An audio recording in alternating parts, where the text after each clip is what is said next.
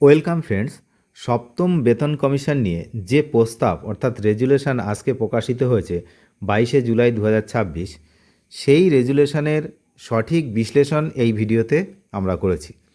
তো point wise বিশ্লেষণ রয়েছে, আপনারা ধৈর্য ধরে দেখুন যে এক্স্যাক্টলি ঠিক কী বলা হয়েছে এই রেজুলেশনে। দেখুন, প্রথমেই বলা রয়েছে গভর্নরের কথা। The governor is place to appoint the seventh pay commission comprising of the following. রাজ্যপাল এই নিম্নলিখিত যে সমস্ত সদস্য রয়েছে তাদেরকে নিয়ে এই সপ্তম বেতন কমিশন গঠন করতে পেরে সন্তুষ্ট। এটা প্রথম লাইনে রয়েছে। নাম্বার 1-এ রয়েছে chairperson. Chairperson Shri Atanu Chakraborty, IAS, Bharat সরকারের অর্থমন্ত্রকের অর্থনৈতিক বিষয়ক বিভাগের প্রধান সচিব। তিনি রিটায়ার্ড, অবসরপ্রাপ্ত। নাম্বার 2-তে যিনি রয়েছেন মেম্বার। এবার সদস্য। তো সদস্য যিনি রয়েছেন প্রথমে doctor Partha Mukhopadhyay, centre for policy research এর সিনিয়র ফেলো, তিনি রয়েছেন এখানে। নাম্বার 3-তে আরেকজন মেম্বার রয়েছেন সদস্য ডক্টর পার্থপ্রতিম পাল, অধ্যাপক অর্থনীতি, আইআইএম কলকাতা। আইআইএম কলকাতার কিন্তু তিনি হচ্ছে অধ্যাপক। আর আরেকজন সদস্য রয়েছে 4-এ মেম্বার, এটা মেম্বার সেক্রেটারি, আচ্ছা, সদস্য সচিব। ইনি হচ্ছেন শ্রী দেবীপ্রসাদ কর্ণম। শ্রী দেবীপ্রসাদ কর্ণম ইনিও আইএএস সচিব, পশ্চিমবঙ্গ সরকারের অর্থ দপ্তরের। তো এই হলো মেম্বার্স। এবার 2 নম্বর পয়েন্টে এখানে কি লেখা আছে দেখুন। 2 নম্বর পয়েন্টে রাজ্যপাল আরও সিদ্ধান্ত নিয়েছেন যে বেতন কমিশনের কার্যপরিধি কী হবে। রাজ্যপাল আরও সিদ্ধান্ত নিয়েছে যে কার্যপরিধি কী হবে।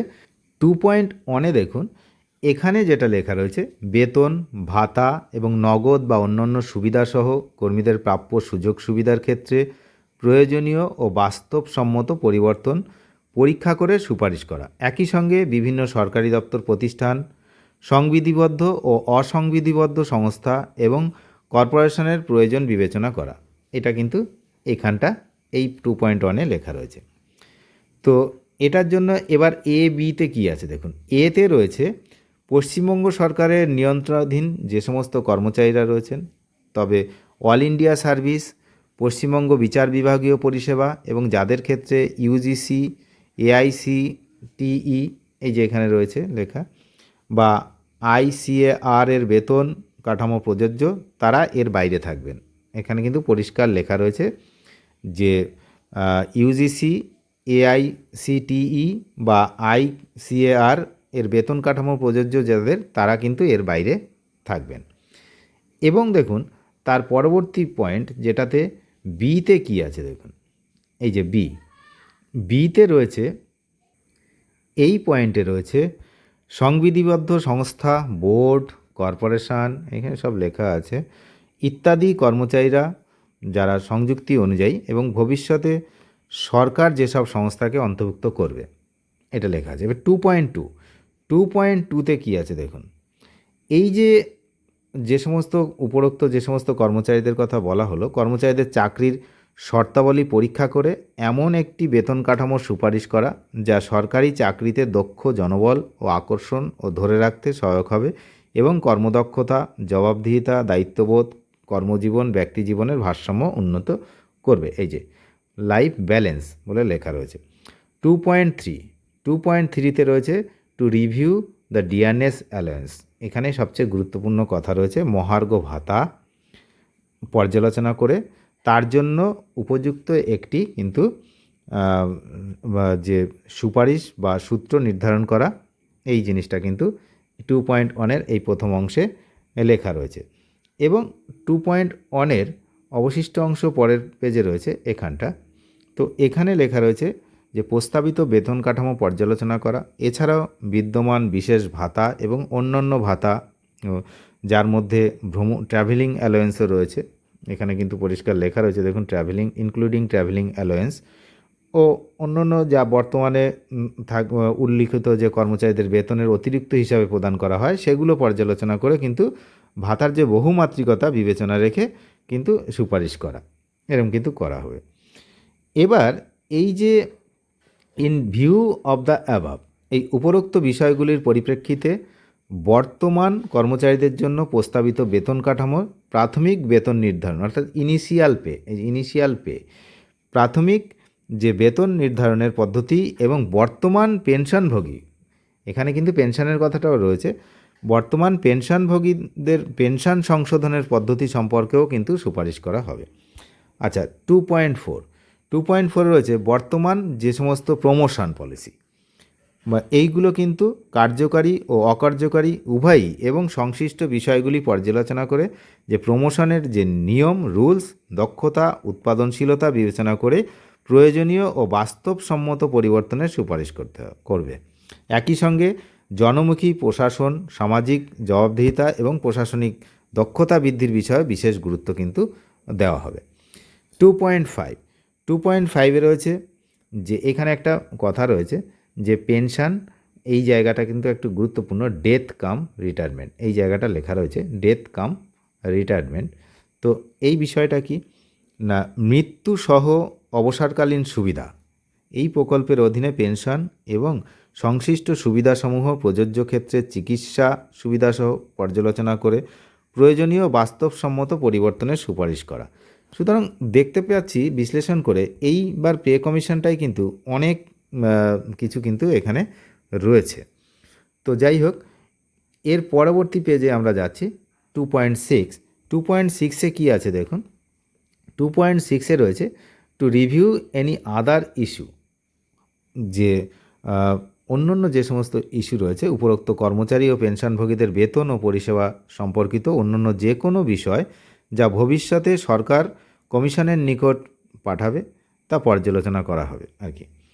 2.7 রয়েছে রিকমেন্ডেশন। এখানে রয়েছে প্রতিটি বিষয়ে সুপারিশ করার সময় কি সময়, সেই সময় কিন্তু কি বিষয়ের উপরে নজর রাখতে হবে সেগুলো কিন্তু এখানে আবার সাব পয়েন্ট দিয়েছে 1, 2, 3। তো অনেকই রয়েছে কেন্দ্র সরকার, কেন্দ্রীয় সরকারি সংস্থা এবং অন্যান্য রাজ্য সরকারের বিদ্যমান বেতন কাঠামো, এটা কিন্তু পর্যালোচনা করবে এই কমিটি, যে কেন্দ্র সরকার এই মুহূর্তে কী ধরনের বেতন কাঠামো রেখেছে সেগুলো কিন্তু পর্যালোচনা করা হবে। একই সঙ্গে এখানে 2 নম্বর পয়েন্টে একটা গুরুত্বপূর্ণ কথা রয়েছে, the economic condition of the country. তো দেশের অর্থনৈতিক অবস্থা and pattern of the devolution of revenues to the state, গভর্নমেন্টের রাজস্বর যে বন্টন তার ধারণা, এটাও থাকবে। নাম্বার 3তে কী আছে, রাজ্য সরকারের আর্থিক সম্পদ এবং উন্নয়নমূলক কার্যক্রম ও জনকল্যাণমূলক প্রকল্পে সরকারের আর্থিক দায়বদ্ধতা, সেসব নিয়ে। নাম্বার 4-এ রয়েছে যে সংযুক্তিতে উল্লেখিত সংবিধিবদ্ধ সংস্থা, বোর্ড ও কর্পোরেশনগুলির আর্থিক সম্পদ এবং কমিশনের সুপারিশের সম্ভাব্য আর্থিক প্রভাব। এরপরে দেখুন পরের পয়েন্টে রয়েছে 2.8 কী আছে না, কেন্দ্র সরকারের যে অষ্টম, এইটা খুবই গুরুত্বপূর্ণ, যে অষ্টম পে কমিশন, কেন্দ্র সরকারের অষ্টম যে পে কমিশন, সেটা সুপারিশের উপর গৃহীত সিদ্ধান্তও কিন্তু বিবেচনায় নেওয়া যেতে পারে।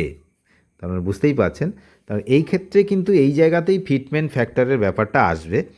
তো ফিটমেন্ট ফ্যাক্টরটা কিন্তু যেহেতু কেন্দ্রীয় সরকারের অষ্টম পে কমিশন আর আমাদের হচ্ছে সপ্তম, সুতরাং ফিটমেন্ট ফ্যাক্টরটা কিন্তু এখানে একটু পর্যালোচনা হবে, এমনটাই কিন্তু আমরা ধারণা করছি। নাম্বার 3 নম্বর পয়েন্টে আছে কমিশন নিজস্ব কার্যপ্রণালী নির্ধারণ করবে এবং প্রয়োজনে রাজ্য সরকারের সঙ্গে পরামর্শক্রমে উপদেষ্টা, প্রাতিষ্ঠানিক পরামর্শদাতা এবং বিশেষজ্ঞ নিয়োগ করতে পারবে। কমিশন প্রয়োজনীয় তথ্য আহ্বান করতে এবং প্রয়োজনীয় প্রমাণ গ্রহণ করতে পারবে। এটা হচ্ছে কমিশনের ব্যাপার। আর রাজ্য সরকার বিভিন্ন দপ্তর এবং তাদের অধীনস্থ দপ্তরগুলি কমিশনের প্রয়োজন অনুযায়ী তথ্য, নথিপত্র এবং অন্যান্য সহায়তা কিন্তু প্রদান করবে। এখানে কিন্তু পরিষ্কার লেখা রয়েছে অ্যাজ পার রিকোয়ার্ড, যা যা রয়েছে সেগুলো কিন্তু করতে হবে, মানে যদি বলে কমিশন, যদি কাউকে চায় তাদেরকে কিন্তু সেটা দিতে হবে। এবার দেখুন এখানে আরেকটা পয়েন্ট কথা রয়েছে, এই যে the government of West Bengal trust, এখানটা রয়েছে যে রাজ্য সরকার আশা করে যে সরকারি কর্মচারীদের বিভিন্ন সার্ভিস অ্যাসোসিয়েশন, ইউনিয়ন এবং সংশ্লিষ্ট অন্যান্য পক্ষ কমিশনকে সর্বাত্মক সহযোগিতা প্রদান করবে। সহযোগিতা ছাড়া হবে না, তাই কোঅপারেশনের কথাটা কিন্তু এখানে উল্লেখ রয়েছে। 4 নম্বর পয়েন্টে কি রয়েছে, কমিশনের সদর দপ্তর তার হেডকোয়ার্টার নিয়ে বলা রয়েছে। সদর দপ্তর কলকাতায় থাকবে। এটা কোথায় থাকবে না, কলকাতায় থাকবে। তবে কমিশন যদি প্রয়োজন মনে করে তাহলে রাজ্যের অন্য যে কোনো স্থানে অথবা জাতীয় রাজধানী ন্যাশনাল ক্যাপিটাল কথাটা উল্লেখ রয়েছে, তো ন্যাশনাল ক্যাপিটালেও কিন্তু বৈঠক করতে পারে। কমিশনের কাজ পরিচালনার জন্য প্রয়োজনীয় আসবাবপত্র সহ একটি অফিস এবং প্রয়োজনীয় জনবল সেগুলো কিন্তু প্রদান করা হবে।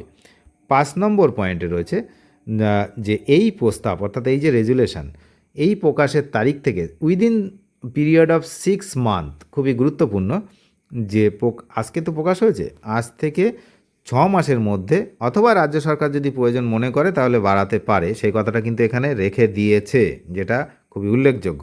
কারণ 6 মাসের মধ্যে যদি শেষ না হয় তো সেই জন্য কিন্তু রাজ্য সরকার মনে করলে এই যে সময়টা সেটা বাড়াতে পারে, তবে সেটা যদি মনে করে। তো কমিশন যত দ্রুত সম্ভব তাদের সুপারিশ কিন্তু জমা দেবে। মনে করলে সরকার চাইলে চূড়ান্ত সুপারিশপত্র সম্পন্ন হওয়ার আগেই বিভিন্ন বিষয়ে যে ইন্টারিম রিপোর্ট অর্থাৎ অন্তর্বর্তীকালীন প্রতিবেদনও কিন্তু জমা দিতে পারবে। এবং সর্বশেষে যেটা রয়েছে সেটা হচ্ছে অর্ডার। এই যে অর্ডারটা দেওয়া হয়েছে, এই অর্ডারে কি লেখা আছে না, এই মর্মে আদেশ দেওয়া হলো যে এই রেজুলেশন প্রস্তাব সমস্ত প্রশাসনিক দপ্তর এবং তাদের অধীনস্থ সমস্ত দপ্তরে পাঠানো হবে। অল ডিপার্টমেন্ট, অ্যাডমিনিস্ট্রেটিভ ডিপার্টমেন্টে কিন্তু পাঠানো হবে। রেজুলেশন প্রকাশের 15 দিনের মধ্যে, এখানে পরিষ্কার লেখা রয়েছে উইদিন 15 ডেজ, 15 দিনের মধ্যে এখানে যা উল্লেখ করা রয়েছে সংবিধিবদ্ধ সংস্থা, বোর্ড, কর্পোরেশন ইত্যাদির ক্ষেত্রে কোনো সংযোজন, পরিবর্তন বা বিয়োজন থাকলে সেগুলো কিন্তু প্রশাসনিক দপ্তরগুলি তা জানাবে। এছাড়াও আদেশ দেওয়া হলো যে এই রেজুলেশন কলকাতা গ্যাজেটে প্রকাশ করা হবে, এটাও কিন্তু কলকাতা গ্যাজেটে কিন্তু এটা প্রকাশ করা হবে। আর এটা কিন্তু by order of the governor, রাজ্যপালের আদেশ অনুসারে কিন্তু এখানে প্রভাত কুমার মিশ্র, যিনি আমাদের অ্যাডিশনাল চিফ সেক্রেটারি রয়েছে গভর্নমেন্ট অফ ওয়েস্ট বেঙ্গলের ফিনান্স ডিপার্টমেন্টে, ওনার কিন্তু রয়েছে। তাহলে বুঝতেই পাচ্ছেন এই হলো সামগ্রিক আমাদের যে আজকে রেজুলেশন, সেই রেজুলেশন কপির কিন্তু বিষয়। এরপরে দেখুন এখানে কিন্তু অ্যানেক্সার রয়েছে, ওয়েস্ট বেঙ্গল কারা কারা আছে, এখানে কি কি আছে সবই কিন্তু আপনারা দেখতে পারেন। তা মেন যে বিষয়বস্তু সেটা কিন্তু ওইটা। তাহলে এখন আপাতত বিষয়টা বোঝা গেল যে 7th পে কমিশন সেটা গঠনের কাজ কিন্তু দ্রুততার সঙ্গে শুরু হয়েছে। আগামী 6 মাস সময় দেওয়া হয়েছে এই কমিশনকে, তারা কিন্তু 6 মাসের মধ্যে একটা 7th পে কমিশন কিন্তু তৈরি করতে চলেছেন। এখন ব্যাপার হচ্ছে যে সরকার কিন্তু এখানে এই রেজুলেশনের মধ্যে লেখা আছে যে চাইলে সময় কিন্তু বাড়াতে পারে, এবং আমরা যা জানতে পারছি জানুয়ারির মধ্যে কিন্তু এই রেজুলেশন কমপ্লিট হওয়ার কথা, তেমনটাই কিন্তু এখানে বলা হয়েছে। এবার সেটা এই অর্থবর্ষ অর্থাৎ মার্চের মধ্যে হয়ে গেলেই আমাদের চলবে, তাই তো? এখন যাই হোক, এই হলো বিষয়। অনেক ধন্যবাদ শেষ পর্যন্ত দেখার জন্য। চ্যানেলে যারা নতুন তারা নিয়মিত আপডেট পেতে অবশ্যই চ্যানেলটিকে সাবস্ক্রাইব করে সঙ্গে থাকবেন।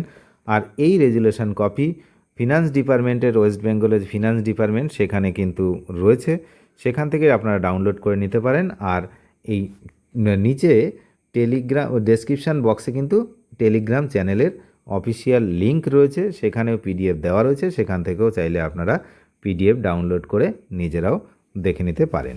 ধন্যবাদ।